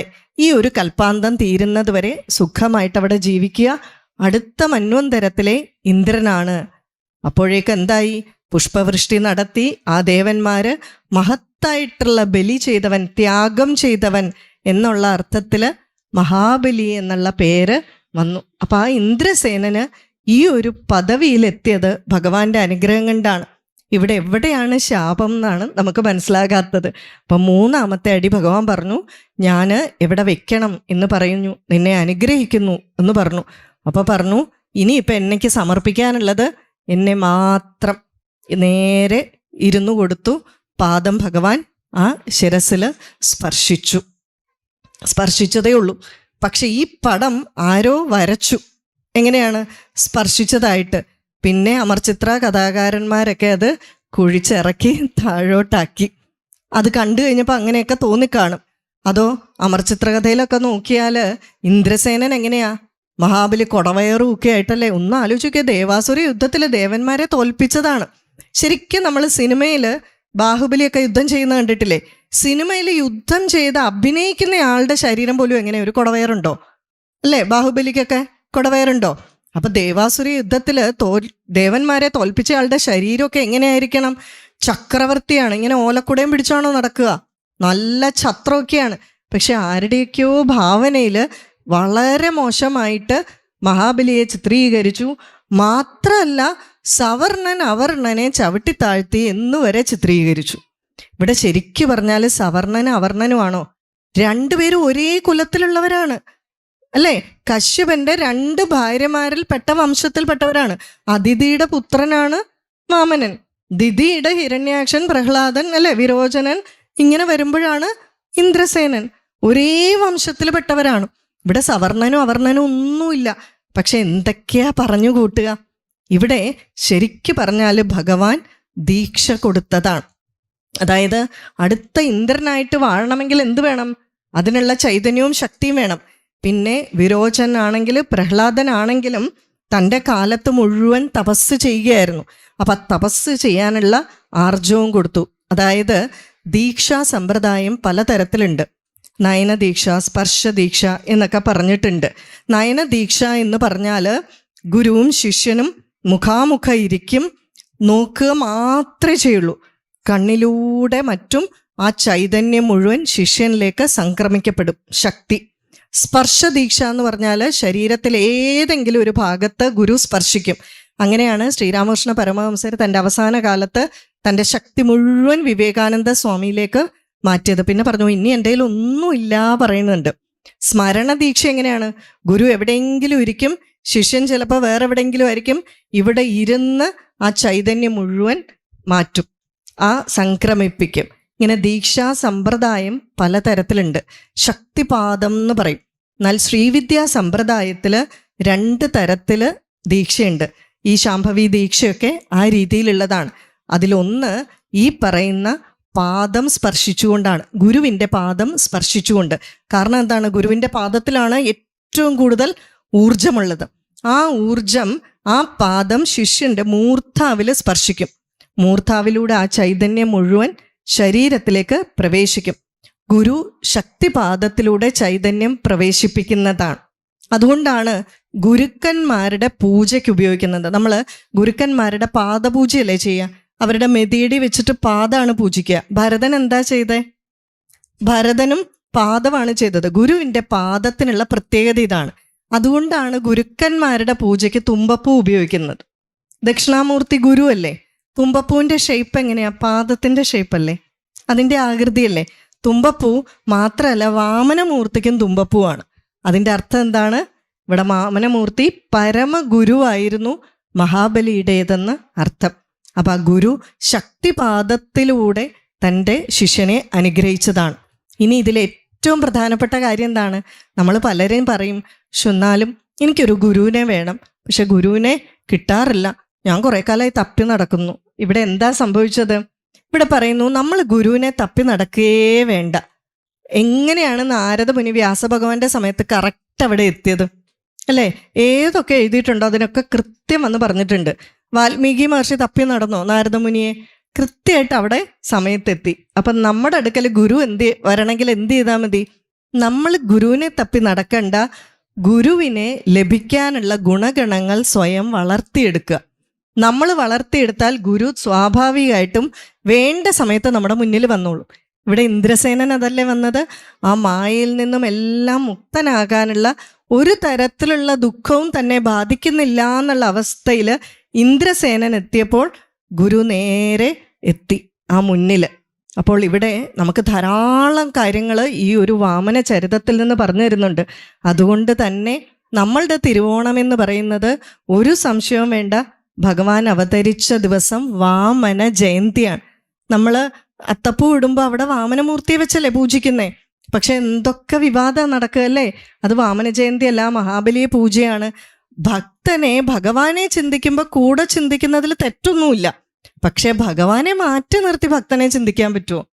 ഭഗവാന് പോലും ഭക്തനേക്കാൾ ഭക്തിയാണ് ഇഷ്ടം ശരിക്കും പറഞ്ഞാൽ. അപ്പം ആ തിരുവോണം എന്ന് പറയുന്നത് എന്താണ്? വാമന ജയന്തിയാണ്. അന്ന് ഭഗവാനെയാണ് നമ്മൾ ഓർക്കേണ്ടത്. അതിനുവേണ്ടി തൃക്കാൽക്കര അല്ലേ? തൃക്കാൽക്കര ഇന്ന സ്ഥലത്ത് വെച്ചു എന്നൊന്നും നമുക്ക് പറയാൻ പറ്റില്ല. ആ ഒരു സ്മരണയോടുകൂടി, അതാണ് തിരുവോണം. തിരുവാതിരയൊക്കെ തിരു ചേർത്തുള്ളൂ. തൃക്കേട്ട ഇന്ദ്രൻ്റെ നക്ഷത്രമാണ്. അപ്പം അങ്ങനെ വളരെ വിശേഷപ്പെട്ട നക്ഷത്രങ്ങളായതുകൊണ്ട്, അത് നമുക്ക് വളരെ വിശേഷപ്പെട്ട ദിവസങ്ങളായതുകൊണ്ടാണ് ഇങ്ങനെയുള്ള പേരിലൊക്കെ കൊടുത്തിരിക്കുന്നത്. അപ്പം ഈ ഒരു ഭാഗത്ത് നിന്ന് നമുക്ക് ധാരാളം കാര്യങ്ങൾ മനസ്സിലാക്കാനുണ്ട്. ഏറ്റവും പ്രധാനമായിട്ട് മായയെ എങ്ങനെ അതിജീവിക്കാം.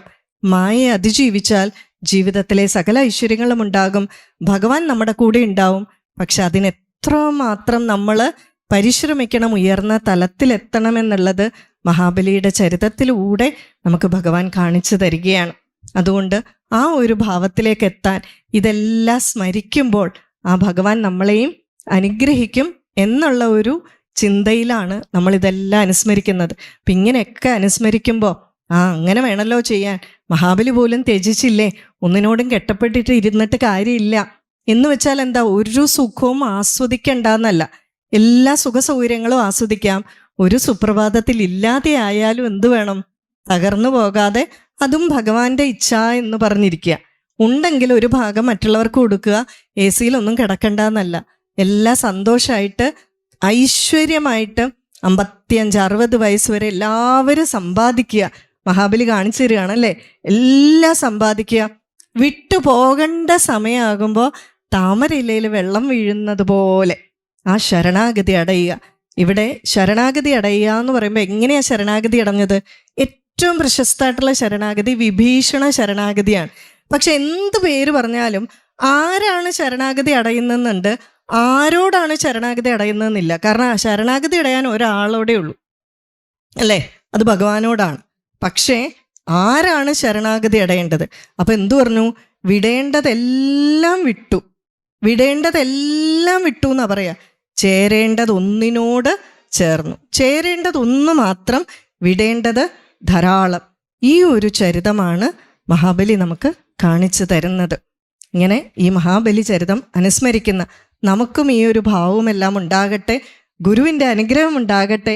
ഗുരു നമുക്ക് ലഭിക്കാനുള്ള തലത്തിലേക്കുള്ള പരിശുദ്ധിയും ചിത്തശുദ്ധിയും നമുക്കുണ്ടാകട്ടെ എന്ന് പ്രാർത്ഥിച്ചുകൊണ്ട് പറഞ്ഞ എല്ലാ വാക്കുകളും ഭഗവാന്റെ പാതാരവിന്ദങ്ങളിൽ സമർപ്പിക്കുന്നു.